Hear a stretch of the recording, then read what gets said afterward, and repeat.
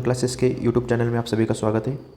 इस चैप्टर के अंदर हम क्लास 9 सीबीएसई का chapter number 5 the fundamental unit of life इस चैप्टर का एक्सरसाइज देखेंगे, जो टेक्स्ट बुक के पीछे वाली एक्सरसाइज है वो। तो चलिए starts with the exercise. Question first आपको दिया है। क्वेश्चन फर्स्ट है, make a comparison to write down ways in which plant cells are different from animal sales.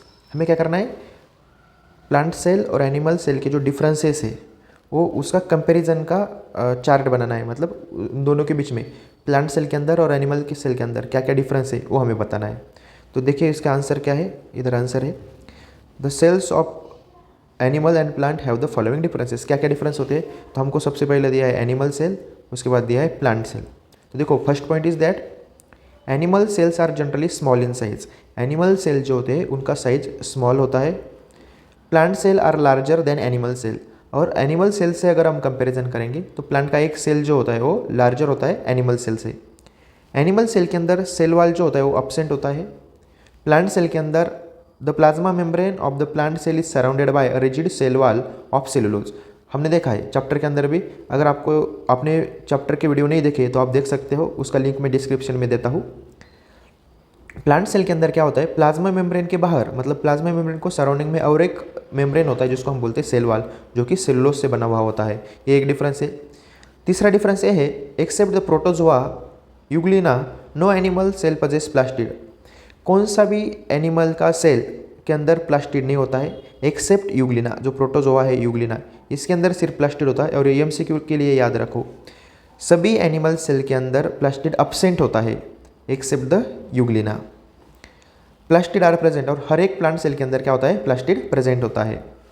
चौथा डिफरेंस ये है, vacuoles in animal cell are many small and temporary. Vacuole जो होते हैं प्लांट सेल के अंदर वो बहुत सारे वैक्यूल्स होते हैं, छोटे छोटे होते हैं और टेम्पररी होते हैं। प्लांट सेल के अंदर most mature plant cell have a permanent and large central sap vacuole. Plant cell के अंदर परमानेंट वैक्यूल होता है और लार्ज होता है सेंट्रल में, मतलब सेंटर में ही सबसे बड़ा वैक्यूल होता है, जिसके अंदर क्या होता है, सेल का सैप, मतलब सेल के अंदर जो कुछ लिक्विड है वो स्टोर हो सकता है। पांचवा डिफरेंस ये है, animal cells have single highly complex and prominent Golgi apparatus. Animal cell के अंदर single highly complex and prominent Golgi apparatus, या जिसे गोल्गी अपैरेटस बोलते हैं, वो होता है। Plant cell have many simpler unit of Golgi apparatus called dictyosomes. Plant cell के अंदर बहुत सारे गोल्गी अपैरेटस होते हैं जिसको डैक्टियोसोम्स भी बोला जाता है। लास्ट वाला डिफरेंस ये है, animal cells have centrosome and centrioles. Centrosome और सेंट्रियोल्स होते हैं एनिमल सेल के अंदर।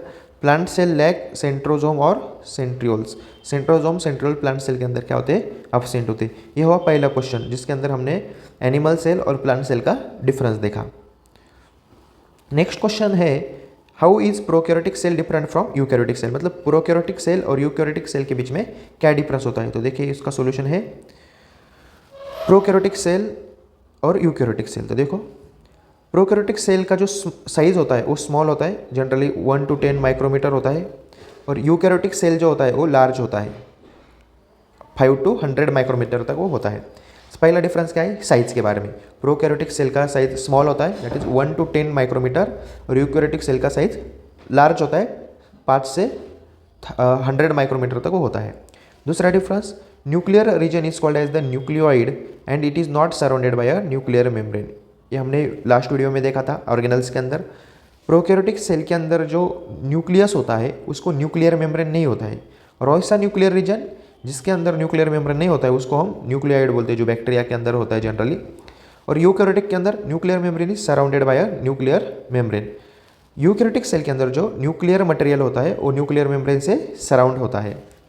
नेक्स्ट तीसरा डिफरेंस है, प्रोकैरियोटिक सेल के अंदर only single chromosome is present. Prokaryotic cell के अंदर ओनली 1 सिंगल क्रोमोसोम प्रेजेंट होता है, और यूकैरियोटिक सेल के अंदर more than 1 chromosome are present. जैसे कि ह्यूमन की अगर बात करेंगे हम, तो ह्यूमन सेल यूकैरियोटिक सेल है जिसके अंदर 46 क्रोमोसोम्स प्रेजेंट होते हैं।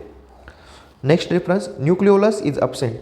प्रोकैरियोटिक सेल के अंदर जो न्यूक्लियस होता है न्यूक्लियस के अंदर वो एब्सेंट होता है।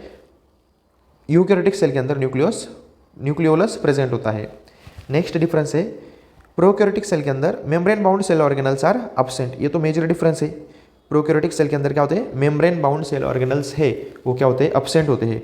और यूकैरियोटिक सेल के अंदर membrane bound cell organelles present होते हैं। नेक्स्ट डिफरेंस है, सेल डिवीजन बाय फिजन और बडिंग। सेल डिवीजन जो होता है प्रोकैरियोटिक सेल के अंदर वो फिजन या बडिंग से होता है, उसके अंदर माइटोसिस नहीं होता है। और यूकैरियोटिक सेल के अंदर जो सेल डिवीजन होता है वो माइटोसिस और मियोसिस, मतलब माइटोटिक डिवीजन या मियोटिक डिवीजन होता है। ये हुआ हमारा दूसरा क्वेश्चन, जिसके अंदर हमने प्रोकैरियोटिक सेल और यूकैरियोटिक सेल के बीच में डिफरेंस दिखा। नेक्स्ट थर्ड क्वेश्चन है, what would happen if plasma membrane ruptures और ब्रेक डाउन। सेल का जो प्लाज्मा मेम्ब्रेन होता है, फॉर एग्जांपल ये सेल है, इसके अंदर न्यूक्लियस है, सेल का ये जो प्लाज्मा मेम्ब्रेन है ये वाला, ये अगर ब्रेक डाउन होता है, रप्चर होता है, वो फुटता है तो क्या होता है। तो देखो, plasma membrane is selectively permeable membrane of the cell that maintains its homeostasis, that is constant internal composition of the cell. Plasma membrane जो होता है वो सिलेक्टिवली परमेएबल मेम्ब्रेन है, हमने पहले ही देखा, plasma membrane is the selectively permeable membrane. और selectively permeable membrane होने की वजह से सेल का होम्योस्टेसिस जो है, मतलब सेल का इंटरनल और एक्सटर्नल एनवायरनमेंट है, इसके अंदर बैलेंस रखने का काम प्लाज्मा मेम्ब्रेन करता है। और अगर वो रप्चर होता है तो क्या होता है, तो देखो, इफ इट रप्चर्स और break down the constant internal chemical composition of the cell will be lost and it will not be able to perform it basic function.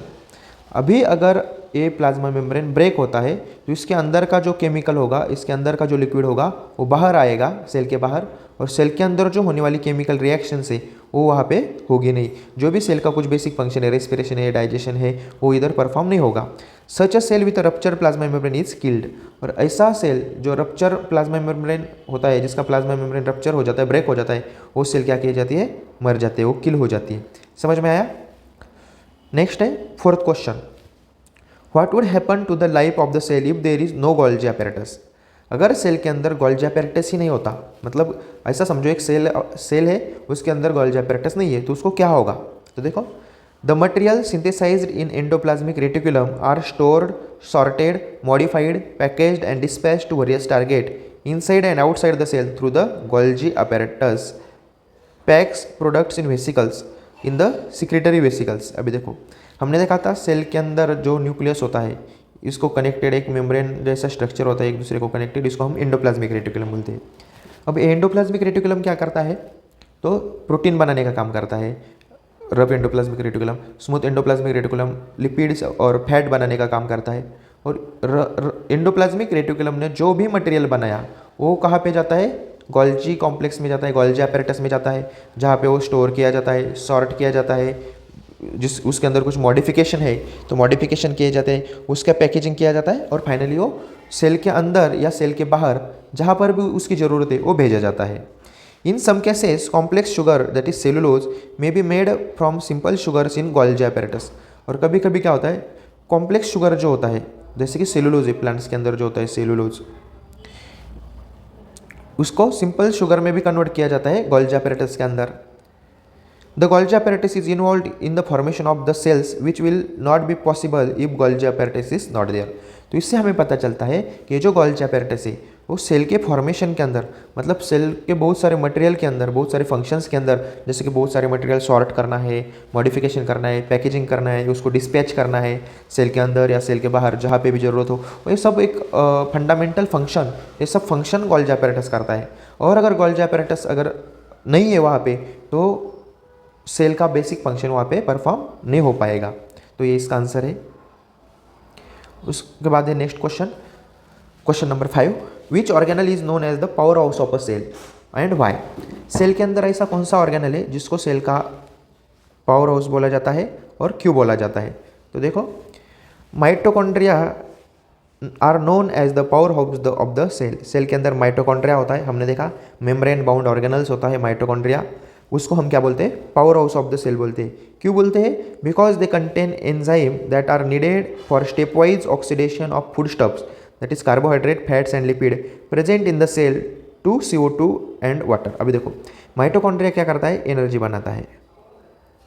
अब माइटोकॉन्ड्रिया जो एनर्जी बनाता है कैसे बनाता है, जो फूड हमने खाए, जैसे कि हम कार्बोहाइड्रेट खाते हैं, फैट खाते हैं, लिपिड खाते हैं, वो हमारे बॉडी के अंदर जाने के बाद डाइजेशन के बाद हर एक सेल तक पहुंचता है, और हर एक सेल तक फूड पहुंचने के बाद उधर ऑक्सीजन के प्रेजेंस में वो जो ग्लूकोज है, सिंपल फूड होता है, उसका ऑक्सीडेशन किया जाता है, उसका स्टेपवाइज ऑक्सीडेशन किया जाता है, और वहाँ से हमें एनर्जी और एनर्जी के साथ साथ carbon dioxide, water by product मिलते हैं।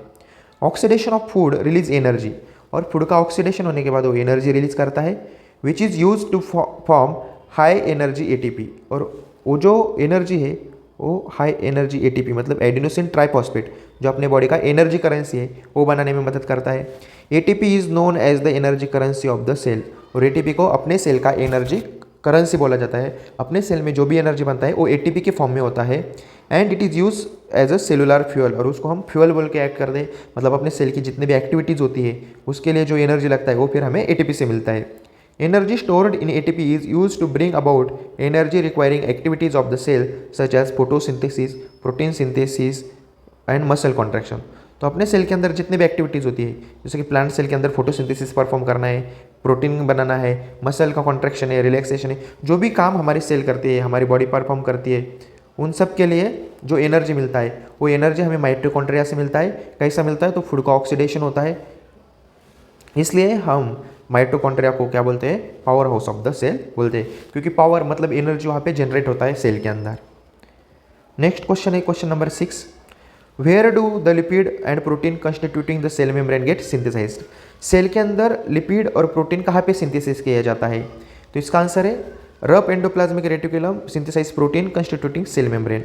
रफ एंडोप्लाज्मिक रेटिकुलम जो है वो प्रोटीन को बनाता है, और जो प्रोटीन सेल मेम्ब्रेन के अंदर भी आता है सेल मेम्ब्रेन बनाने में, और स्मूथ एंडोप्लाज्मिक रेटिकुलम जो है अपना वो लिपिड्स बनाता है जो भी सेल मेम्ब्रेन के अंदर काम आता है। ये जो सेल मेम्ब्रेन होता है डबल लेयर मेम्ब्रेन वो प्रोटीन और लिपिड से बना हुआ होता है, इसके अंदर प्रोटीन और लिपिड होते हैं, और ये प्रोटीन बनाने का काम रफ एंडोप्लाज्मिक रेटिकुलम करता है और ये लिपिड बनाने का काम स्मूथ एंडोप्लाज्मिक रेटिकुलम करता है। Next question number 7, how does amoeba obtain its food. Amoeba क्या है? Amoeba is the unicellular organism. Amoeba unicellular है, मतलब उसके अंदर एक ही सेल है और एक ही सेल सब फंक्शंस के अंदर परफॉर्म करते हैं। तो अमीबा के अंदर फूड कैसा आता है? अमीबा फूड कैसे लेता है उसका? Amoeba has flexible cell membrane, हमने देखा था। अमीबा के जो होते हैं ऐसे सूडोपोडिया होते हैं, ये जो सूडोपोडिया है उसके अमीबा के वो फ्लेक्सिबल होते हैं, मतलब वो उसका पोजीशन चेंज कर सकते हैं, और उस सूडोपोडिया की वजह से it enables amoeba to engulf the food by the process of endocytosis. और अमीबा के जो सूडोपोडिया होते हैं, समझो इधर अगर फूड मिला तो ये सूडोपोडिया इधर आ जाएगा ऐसा, ठीक है, और इस फूड को एंगल्फ कर लेगा, मतलब अंदर ले लेगा। एंगल्फ कर लेगा मतलब अंदर ले लेगा। कौन सी प्रोसेस से? तो एंडोसाइटोसिस से। सेल को अंदर एंगल्फ कर लेना उसको क्या बोलते हैं हम? एंडोसाइटोसिस बोलते हैं। इसका मतलब क्या? अमीबा के अंदर जो भी फूड ऑब्टेन होता है एंडोसाइटोसिस प्रोसेस के थ्रू होता है। Next question is that what is osmosis. Osmosis क्या होता है? तो देखो, द डिफ्यूजन ऑफ वाटर और solvent through a semi permeable membrane from a solution of lower concentration of a solute to a solution of higher concentration of a solute to which the membrane is relatively impermeable is called as the osmosis. Osmosis क्या होता है? हमने देखा था, cell membrane होता है अपना जिसको हम प्लाज्मा मेम्ब्रेन बोलते हैं। इसके अंदर से कुछ सब्सटेंस बाहर आते हैं, बाहर से कुछ सब्सटेंस अंदर आते हैं, और इसमें से अगर गैसियस एक्सचेंज होता है तो उसको हम डिफ्यूजन बोलते हैं। लेकिन इधर हमें क्या पूछा है? ऑस्मोसिस। तो हमने देखा था गैसियस एक्सचेंज मतलब ऑक्सीजन कार्बन डाइऑक्साइड का अगर एक्सचेंज हो रहा है तो उसको हम डिफ्यूजन बोलते हैं, और ऑस्मोसिस एक डिफ्यूजन ही है, लेकिन जिसके अंदर क्या आता है? वाटर का ट्रांसपोर्टेशन होता है। तो डिफ्यूजन ऑफ वाटर और सॉल्वेंट, कोई वाटर है या कोई लिक्विड सॉल्वेंट है, इस सेमी परमेबल के मेम्ब्रेन के through from lower concentration of solute to higher concentration, मतलब सेल के अंदर से या बाहर से जहाँ पे भी लोअर कॉन्सेंट्रेशन है, लोअर कॉन्सेंट्रेशन से हायर कॉन्सेंट्रेशन तक वाटर या अलग कोई सॉल्वेंट है वो ट्रांसपोर्ट होगा, उसको बोलेंगे हम ऑस्मोसिस। ये हुआ एक्सरसाइज के बारे में। अभी इसमें कुछ अगर डाउट है तो आप मुझे कमेंट में पूछ सकते हो। एक्सरसाइज के साथ साथ हम और भी क्वेश्चंस जानेंगे जो आपके टेक्स्ट बुक में ब्लू क्वेश्चंस होते हैं वो हम जानेंगे। तो पेज नंबर 59 पे जो भी क्वेश्चंस दिए आपको, तो देखो, who discovered cell and how. Cell की खोज किसने की और कैसे की? तो देखो, cell were discovered in 1665, cell की खोज 1665 में हुई। इंग्लिश बॉटनिस्ट थे रॉबर्ट हुक नाम के साइंटिस्ट थे, उन्होंने सेल खोजा। और कॉरक्सलाइस उन्होंने क्या किया था? उनका प्रिमिटिव माइक्रोस्कोप था जो उन्होंने खुद ने बनाया था, और उसके थ्रू उन्होंने क्या देखा? तो कॉर्क के अंदर जो सेल्स थे वो सेल उन्होंने देखा। नेक्स्ट क्वेश्चन है why is the cell called structural and functional unit of life. Cell को structural and functional unit of life क्यों कहा जाता है? तो देखो इसका आंसर है cell constitute various component of a plant and animal. A cell is the smallest unit of life and it is capable of all living functions. अभी देखो, कोई भी प्लांट्स का कोई भी एनिमल का सबसे छोटा कंपोनेंट जो होता है वो होता है सेल। और सेल जो है वो सभी प्रोसेस के अंदर सबसे बेसिक यूनिट होता है, सेल इन्वॉल्व होता है। और सेल, एक सेल सभी लिविंग ऑर्गेनिज्म के फंक्शन कर सकता है, डाइजेशन कर सकता है, रेस्पिरेशन कर सकता है। Cells are the building blocks of the life. और जैसे हमें पता है कोई भी दीवार बनती है ईंटों से, ब्रिक्स से, वैसे अपनी जो बॉडी है वो क्या होती है, सेल से। सेल से टिश्यू, टिश्यू से ऑर्गन, फिर ऑर्गन सिस्टम, ऐसा। This is the reason why cell are referred to the basic structural and functional unit of life. और यही रीज़न है जिसके वजह से हम क्या करते हैं, सेल को स्ट्रक्चरल एंड फंक्शनल यूनिट बोला जाता है। All cell vary in their shape, size and activity they perform. सभी सेल्स एक जैसे नहीं होते, उनका शेप, उनका साइज और उनकी एक्टिविटी, उनका फंक्शन सब अलग अलग होता है। In fact the shape and size of the cell is related to the specific function they perform. और हमने चैप्टर्स के अंदर देखा था, जो भी शेप होता है, साइज होता है सेल का, वो उनके फंक्शन के अकॉर्डिंग होता है, उनको क्या काम करना है उस प्रकार से सेल डिज़ाइन होता है। नेक्स्ट क्वेश्चन है पेज नंबर 61 के ऊपर, how do substance like CO2 and water move in and out of the cell, discuss. मतलब सेल, अगर सेल है तो सेल कार्बन डाइऑक्साइड और वाटर सेल के अंदर और बाहर कैसे जाता है, ये आपको एक्सप्लेन करना है।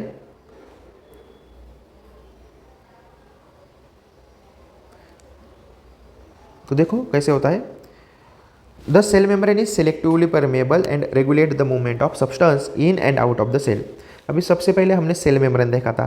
सेल मेम्ब्रेन क्या होता है, सिलेक्टिवली परमेबल होता है। सिलेक्टिवली परमेबल मतलब क्या, सिलेक्टिव मॉलिक्यूल्स, मतलब कुछ सब्सटेंस सेल के अंदर भी जा सकते हैं और सेल के बाहर भी जा सकते हैं। तो सबसे पहले हम देखेंगे मूवमेंट ऑफ CO2 किस प्रकार से होता है। अभी देखो, CO2 is produce during the cellular respiration. अब अपने सेल के अंदर जो रेस्पिरेशन होता है, उस रेस्पिरेशन होता है मतलब क्या, हम जो फूड खाते हैं वो फूड प्लस ऑक्सीजन, इससे एनर्जी मिलती है। और इस एनर्जी के साथ साथ CO2 यानी कार्बन डाइऑक्साइड बाई प्रोडक्ट बनता है। इसका मतलब क्या, अपने सेल के अंदर CO2 ज़्यादा होता है, क्योंकि सेलुलर रेस्पिरेशन कहाँ पे होता है, सेल के अंदर होता है। यहाँ पे CO2 का कॉन्सेंट्रेशन क्या होगा, ज़्यादा होगा। Therefore it is present in high concentration inside the cell. Cell के अंदर क्या होगा, हाई कॉन्सेंट्रेशन होगा। This carbon dioxide must be excreted out of the cell. और ये कार्बन डाइऑक्साइड जो बना वो वेस्ट प्रोडक्ट है, उसको हमें सेल से बाहर निकालना होता है, सेल को उससे बाहर निकालना होता है, एक्सक्रीट करना होता है। In cell's external environment, the concentration of CO2 is low as compared to that of inside cell। अभी देखो, सेल के बाहर भी CO2 होता है, लेकिन कॉन्सेंट्रेशन जो होता है वो कम होता है। सेल के अंदर CO2 का कॉन्सेंट्रेशन ज़्यादा है, सेल के बाहर CO2 का कॉन्सेंट्रेशन कम है। Therefore according to the principle of diffusion, diffusion का प्रिंसिपल क्या है, जो भी गैसियस का मॉलिक्यूल होगा वो कहाँ से कहाँ पे जाते हैं, higher concentration to lower concentration. तो इस कंडीशन में क्या होगा, CO2 moves from a region of higher concentration toward a region of lower concentration outside the cell. अब यहाँ पे क्या होगा, सेल के अंदर CO2 ज़्यादा है, सेल के बाहर CO2 कम है। तो according to principle of diffusion, diffusion में क्या होता है, कोई भी गैसेस है, ऑक्सीजन है, कार्बन डाइऑक्साइड है, वो higher concentration to lower concentration, मतलब सेल के अंदर हायर कॉन्सेंट्रेशन है, सेल के बाहर लोअर कॉन्सेंट्रेशन, तो अंदर से बाहर जाएगा। सिमिलरली, और इसी तरह oxygen enters the cell by the process of diffusion when concentration of oxygen inside the cell is low as compare to its surrounding. वैसे ही ऑक्सीजन का होता है, ऑक्सीजन जो होता है वो सेल के अंदर कम होता है। सेल के अंदर क्यों कम होता है, तो सेल के अंदर का जो ऑक्सीजन है वो यूटिलाइज होता है, वो यूज़ किया जाता है ऑक्सीडेशन के लिए। और सेल के बाहर जो ऑक्सीजन होता है वो ज़्यादा होता है, सेल के अंदर ऑक्सीजन कम होता है, तो ऑक्सीजन सेल के बाहर से सेल के अंदर चला जाता है। इस प्रकार डिफ्यूजन के थ्रू ऑक्सीजन और कार्बन डाइऑक्साइड का एक्सचेंज होता है। इसके बाद देखेंगे मूवमेंट ऑफ वाटर। वाटर का मूवमेंट कैसा होता है, तो देखो, water moves from region of high concentration to region of low concentration through the plasma membrane. Water का मूवमेंट भी कैसा होता है, from region of high concentration to region of low concentration through the plasma membrane. The plasma membrane act as a semi permeable membrane and this movement of water is known as the osmosis. ये plasma membrane जो होता है ये semi permeable होता है, कुछ substances के अंदर आते हैं, तो वाटर भी उसके अंदर इसके बाहर जा सकता है। और वाटर सेल मेम्ब्रेन के अंदर या बाहर जाने के प्रोसेस, उसको हम बोलते हैं ऑस्मोसिस, इसको हम बोलते हैं osmosis. However, the movement of water across the plasma membrane of the cell is affected by the amount of substance dissolved in it। मतलब वाटर के अंदर जो सॉल्यूट प्रेजेंट है उसके अकॉर्डिंग उसका मूवमेंट अंदर या बाहर, बाहर से अंदर ये डिसाइड होता है। नेक्स्ट क्वेश्चन है question number 2, why is plasma membrane is called as the selectively permeable membrane. ये जो प्लाज्मा मेम्ब्रेन होता है सेल का सबसे बाहर का कवरिंग एनिमल सेल के अंदर, इसको सिलेक्टिवली परमेबल क्यों कहा जाता है? तो देखो इसका आंसर है द सेल मेम्ब्रेन और plasma membrane is known as a selectively permeable membrane because it regulate the movement of substance in and out of the cell. ये क्या करता है ना, कुछ सब्सटेंस की मूवमेंट को रेगुलेट करता है, मेंटेन करता है। और सिलेक्टिवली मतलब क्या, कुछ ही सब्सटेंस, मतलब सिलेक्टिव सब्सटेंस को अंदर लेगा और सिलेक्टिव सब्सटेंस को बाहर छोड़ेगा, इसलिए उसको बोलते हैं selectively permeable membrane. This means that the plasma membrane allows the entry of only some.